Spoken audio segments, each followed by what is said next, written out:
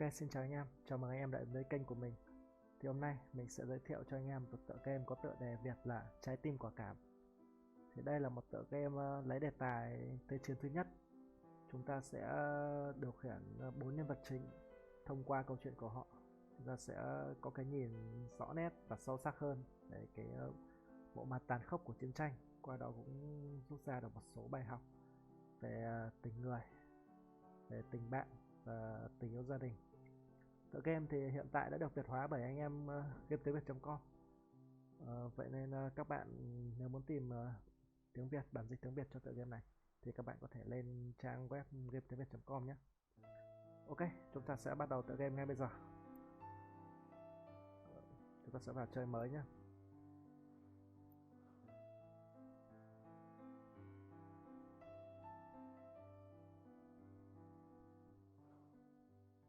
Lấy cảm hứng từ những bức thư trong Thế chiến thứ nhất. August 1st, 1914. After the assassination of Prince Franz Ferdinand of the Austro-Hungarian Empire, the German Empire declares war on Russia. Because of established alliances, France is preparing for conflict. A few hours after the announcement of the general mobilization, German civilians living in France are asked to leave the country. Karl is one of them. Carol. Đó là tên của cái anh chàng tóc vàng này ha.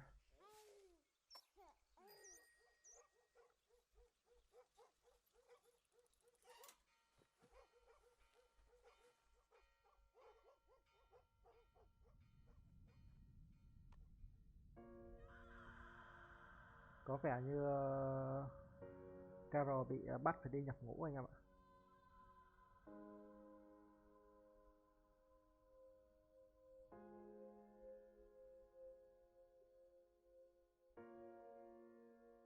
Thời chiến thôi, ai cũng phải đi nhập ngũ cả, đó là điều bắt buộc, không cần biết bạn là ai.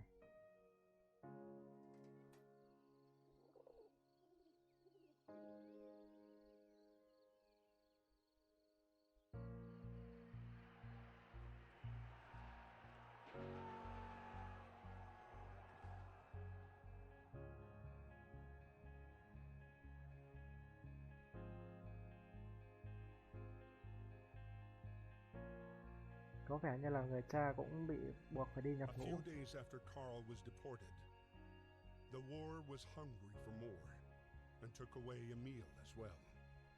Emil, đó chính là tên The của heavy-hearted Emil was called up to người fight cha. and left the farm for Samuel. Tôi sẽ phải đến Like so many Samuel others, để nhập he ngũ. had no idea what fate had in store for him. Rồi, có lẽ đây sẽ là nơi chúng ta nhập ngũ. Được rồi, từ từ xếp gì gắt vậy? Em vào ngay, tĩnh.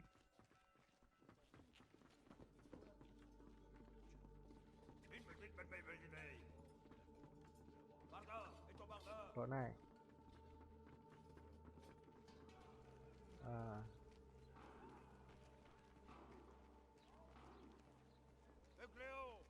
Và có vẻ chúng ta sẽ cần cái kèn. Đây, trên tay thanh niên này cầm cái kèn đây, thanh niên phím stack.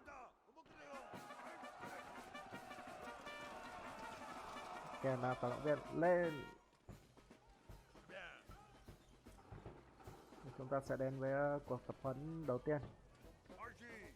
Kèn là vượt rào. Tiếp theo đó là đánh tượng, đánh địch. Tiếp theo là ném liều đạn nào.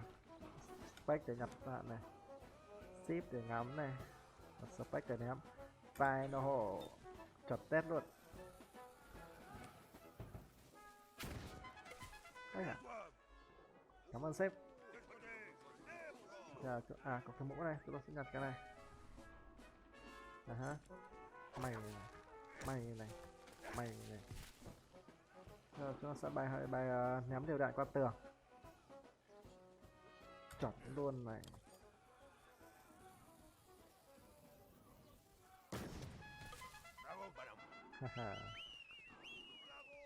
Vượt tường tiếp này. Ờ, kết thúc cái cuộc tập trận này là lễ chào cờ. Chúng ta sẽ được giao cho nhiệm vụ để kéo cờ. Một cách kéo về bên này.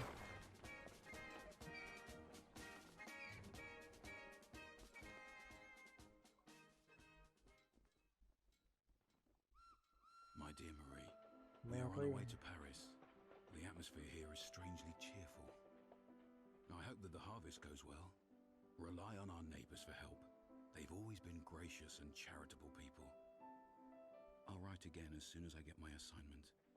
Please kiss my little grandson for me. Chúng ta đến Paris. At the train depot in Paris, trying to reach his regiment at platform 21, Emile would meet the man he would soon fight alongside. The man who would come to be his truest friend. Có vẻ thanh niên này đang bị bắt nạt anh em ạ.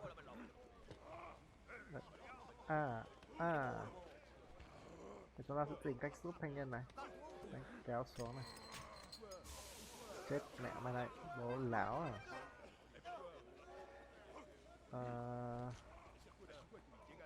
Không đi được chỗ này, chúng ta sẽ đi chỗ đằng sau.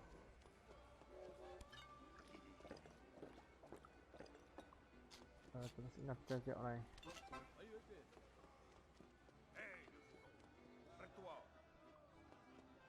Hối lộ thanh niên này. Chuẩn luôn.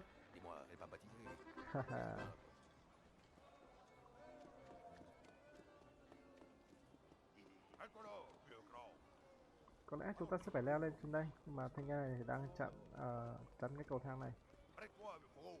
Và có vẻ là cái anh chàng này thích nghe nhạc. Chúng ta lại có nghe một ban nhạc ở đây.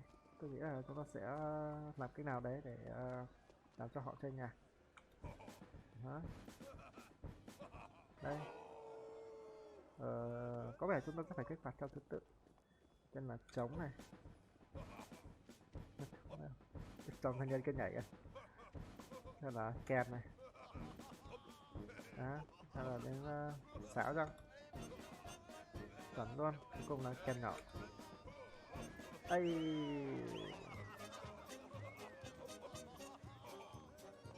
Thế chúng ta có thể lên được cái cầu thang này rồi.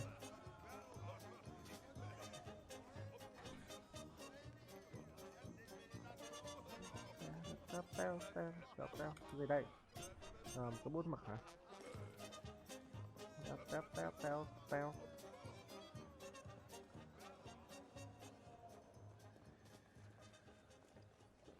Có lẽ chúng ta sẽ phải kéo cái dây này. Xì khói vào mặt cái bọn kìa. Này thì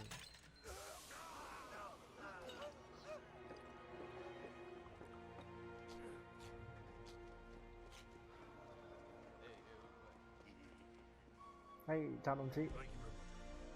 Không có gì. Có vẻ như anh chàng này đến từ Mỹ. Và chúng ta đã bị lệnh tập trung rồi. August 21st, 1914. Emile's regiment was sent to fight against the 71st German Division led by Baron von Dorf. The general cheer of the first hours dissipated into the fear of first combat. Có vẻ chúng ta sẽ phải tham gia cái trận chiến đầu tiên. Xuất phát. Hey, 1, 2. Sếp cứ để em đi trước. Hả? Chuẩn bị.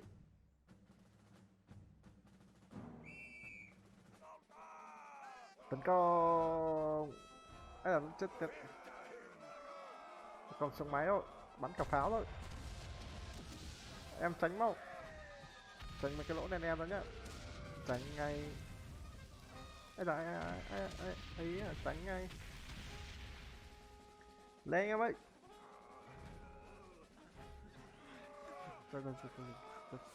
Cứ phải bình tĩnh. Lên. Ôi dồi ôi, trời hy sinh rồi. Lên anh em. Chết, nó bắn xuống. Lên em ơi. Mày có mày thả đi. Đừng để tao tóm được mày. Lên em ơi.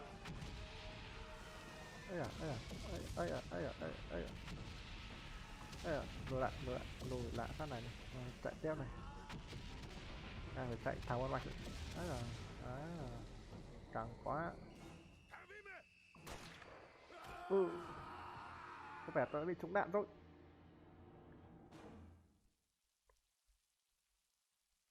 Xác chết tay đồng anh em ạ. Có vẻ đây là một trận thua của chúng ta. Và Amir thì đã bị bắn trúng vào bả vai.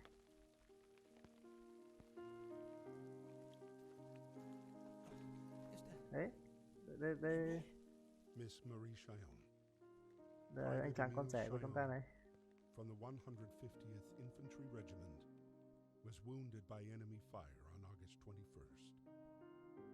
He has been captured by the enemy. Hopefully, you shall receive news from him soon. Vậy là ông lão Amir đã bị bắt làm con tin. Freddie, originally from America, Anh chàng da đen này tên là enlisted Freddy. voluntarily in the French forces at the start of the war. Behind his bravery hid a man already devastated by the war's effects. A man with one sole obsession: punish those who had destroyed his life.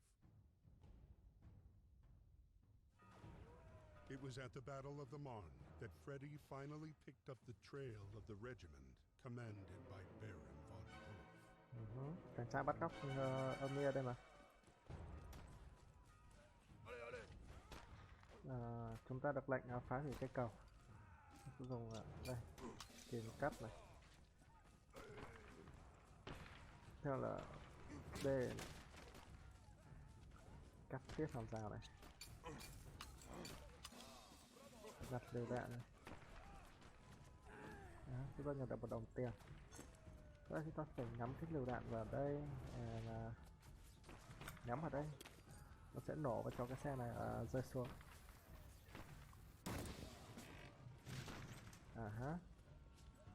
Tiếp theo là cắt thép hàng rào, cắt.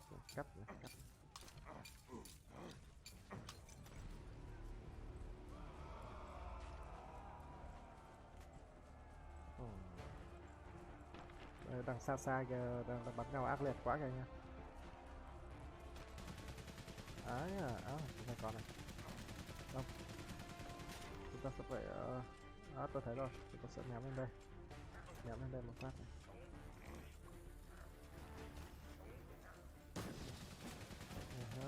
Vậy chúng ta phải chờ nó bắn xong, tôi sẽ có một khoảng thời gian nạp đạn. Nào, lên luôn. Nhanh. Lên nhanh. Sau đấy là tôi sẽ nhắm hết quả lựu đạn vào đây.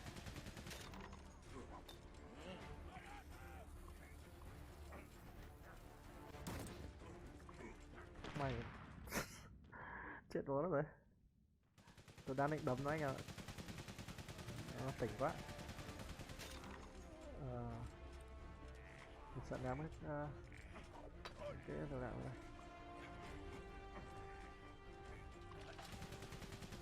Mày đánh tao, vừa nãy mày đánh ai? Mày bắn lại. Lao tết. Tiếp theo là chúng ta sẽ cắm bom vào đây.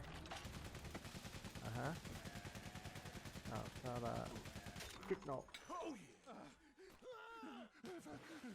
Chạy ngay.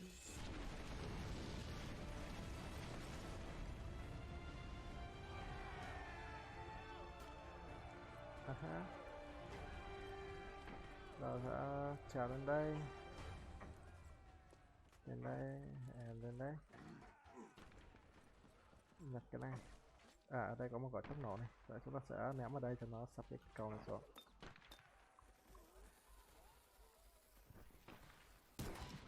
Chuẩn luôn.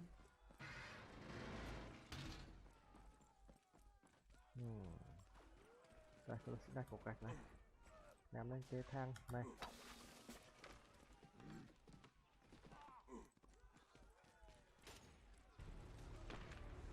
Đây là nó bắn.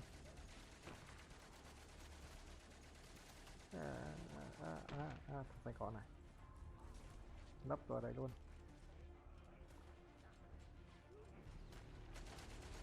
Rồi chúng ta sẽ chờ nó bắn xong và chạy lên cắt hàng rào. Lên lên ngay nhanh nhanh nhanh nhanh nhảy xuống. Danh con này, thằng nhắm lên đầu nó, thằng danh con này, thằng danh con này, thằng danh con này. Vậy có sợ ném thức ra mày.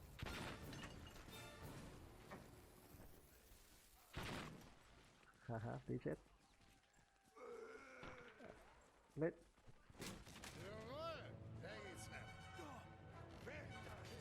Thằng tướng đây rồi, có vẻ rồi. Thằng cha này chạy lên máy bay trốn thoát rồi ạ. Tướng gì mà nhát cái thỏ đấy vậy. Đúng rồi. Sao vào đây?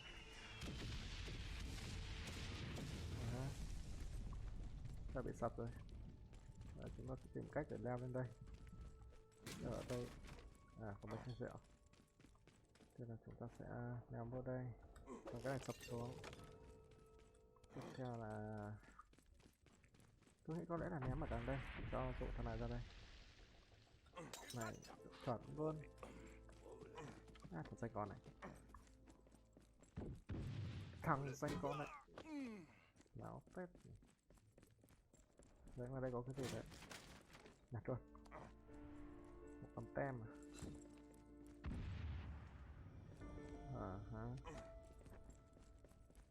đây có cái chuông. Chúng ta sẽ ném cái chuông này vào đây. Lên luôn. Mày ngu này. Thôi. Mày chúng ta có thể bẻ cờ của nó xuống, xé luôn.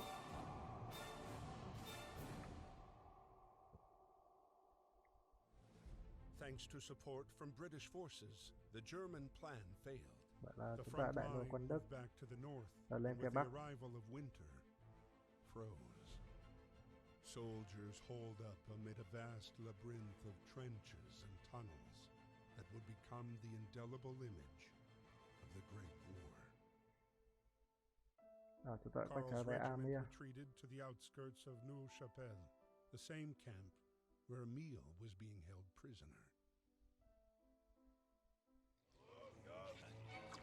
Cái thằng cha này vẫn đang thác loạn ở đây à?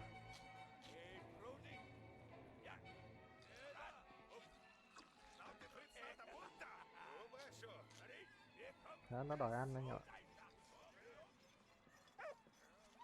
Ê, chào nhóc. Chúng ta tiện lấy nước cho nó. Ở đây, nhận đây.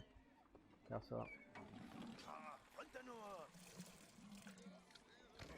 Ok, đây là chỗ nấu ăn. Đây, đổ nước này, đun lên rồi nấu xúc xích. Ok, chúng ta sẽ kéo cái nồi vô đây.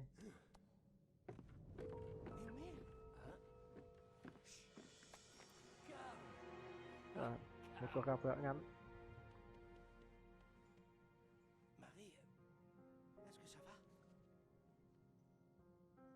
Dearest Papa, we live in a climate of uncertainty. Germans use the people of Saint-Mihiel as human shields against the French bombings. I hope the Germans treat you well, and that your wound has healed. Your grandson sent you kisses. I sent you a picture of him. All my love. Please write soon. Adieu, Paul. Đấy, nó đòi ăn rồi anh em ạ. Và chúng ta sẽ kéo cái nồi ra đây. Đấy, cái nồi ra chỗ này. Ok, tiếp theo là kéo cái đồ nó xuống. Đòi gì đòi lắm, từ từ nghe tôi nấu. Kéo cái này xuống này. Chết. Sẽ vặn nước này. Tiếp theo đấy là kéo lửa này, chuẩn luôn. Và từ từ xem nào. Rồi chúng ta sẽ tháo xuống. Ok. như nồi cắm lợn vậy. Đúng rồi. Ok, chúng ta sẽ đẩy ra.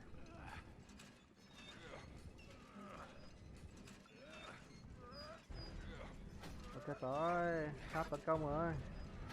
Chạy gấp, chạy gấp, chạy gấp, chạy gấp. Chạy gấp anh em ơi. Chạy ngay. Chuẩn bị nó nã sống vào đó. Ra đây. Cái thằng ngu này, mấy thằng ngu này nó bắn rồi kìa.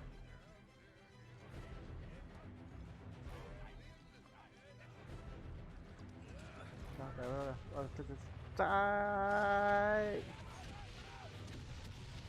Có đó, bắn sống rồi.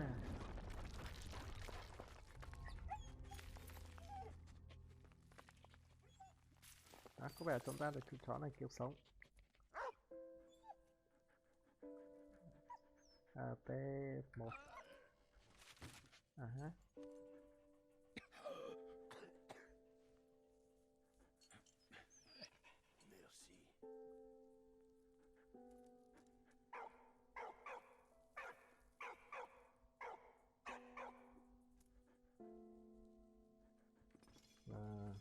Merci. Đi ra. Đây, đây. Đây.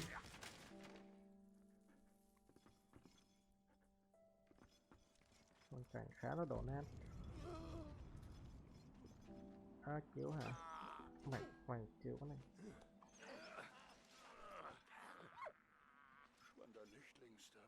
Có vẻ là anh con trẻ của chúng ta bị bắt lên từ cái cầu của bọn Đức rồi.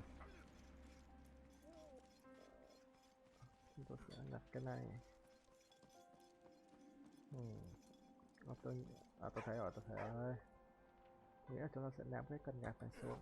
Đó, để con chó lại công vào đây. Đó, ôi giảm. Cắm vào đây, chúng ta sẽ kéo được cái tổng đạn kia lên. Để đi xem nào.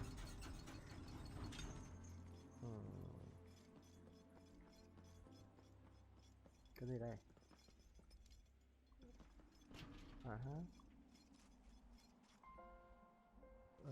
Thì tôi sẽ kéo cái đạo đạn vô đây, cho nó chặn cái này lại. Ok, chạy lên đây. Cái cần này, và nhảy xuống đây.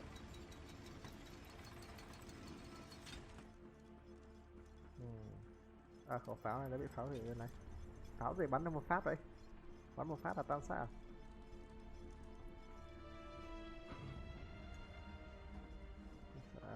Đi xuống đây.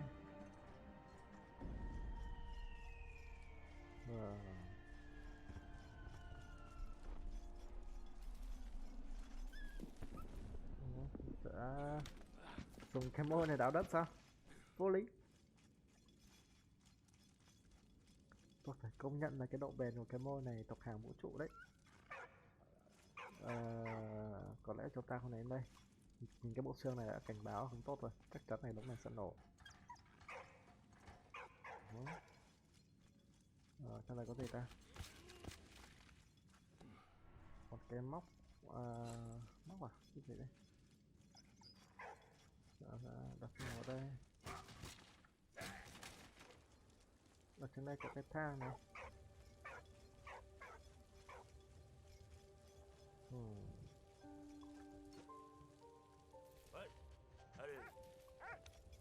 Đó, đây cục sơn này. Chúng ta sẽ... Tôi biết cái sơn này làm gì đâu rồi. Chúng ta sẽ ném lên đây. Một phát như này. Đào được cái cây thánh giá ở đây. Đó. Xin nha. Đi nào. Kéo con cá. Đi em ơi.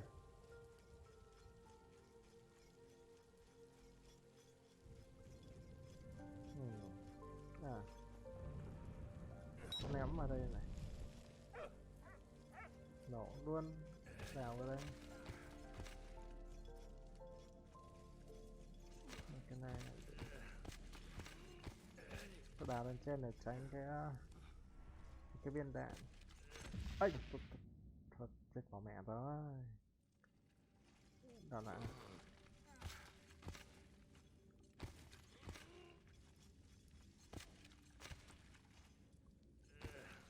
ok.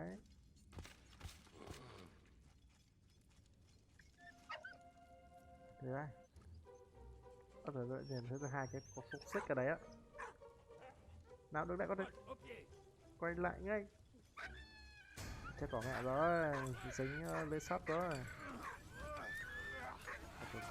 Chết rồi. Thôi xong.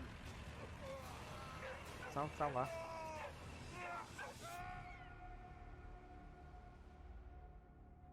The British troops continued their attack on Neuve-Chapelle. Their next objective, take back Port Arthur.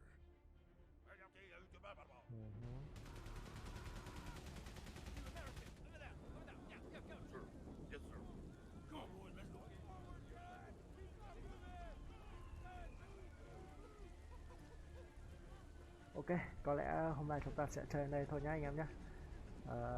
Chúng ta sẽ chờ đến tập tiếp theo để biết chuyện gì sẽ xảy ra với Emil và con chó cùng ấy. Tôi xin phép được kết thúc tại đây. Hẹn gặp lại anh em ở những video lần sau.